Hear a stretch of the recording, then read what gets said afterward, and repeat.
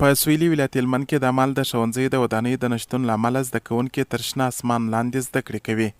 دې ولایت کې له 400 ښوونځیو څخه 280 یې ودانۍ نه لري او زده کوونکي تر خیمو او ونو لاندې زده کړې کوي. د هلمند د پوهنې رئیس داود شاه سفاري وایي د 150 میلیونه افغانیو په ارزښت د 10 نوو ښوونځیو د ودانیو د جوړولو چارې روانې دي چې پرمختیایي بودیجه یې د پوهنې او کلو پراختیا وزارتونو له لوري ورکول کیږي. یو تعداد یې داسې چې د خپل د پوهنې وزارت له لوري جوړیږي، یو تعداد یې داسې چې د ښار او کور جوړولو وزارت لخوا چې جلالت محمد جمهور رئیس چې هغوی ته هدایت کړی دی تر څو د پیش ساخت چې نوې فابریکه جوړه شوې په هغه باندې جوړې کړي. د دغو چارې روانې دي. د سفاري په خبره په هلمند کې نږدې 400 جریبه شخصي مځکه خلکو د پوهنې ریاست ته د ښوونځیو د ودانیو د جوړولو لپاره ورکړې چې دوی به یې راتلونکي کاله د بودیجې د پیدا کولو بندوبست وکړي. د هلمند د پوهنې د رئیس په وینا په راتلونکو 2 کلونو کې به د هلمند ټول ښوونځي ودانۍ ولري.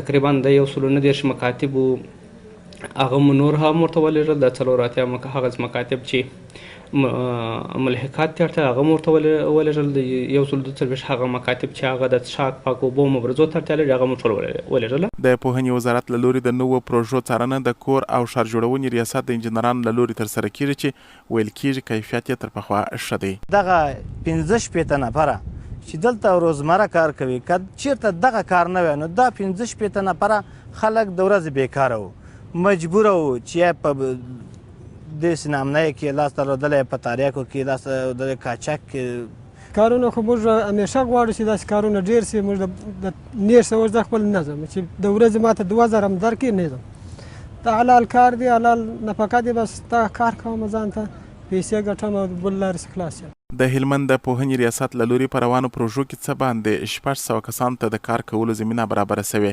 کارګر له حکومت څخه غواړي چې دغه ډول کاري فرصتونه ورته دایمي برابر کړي.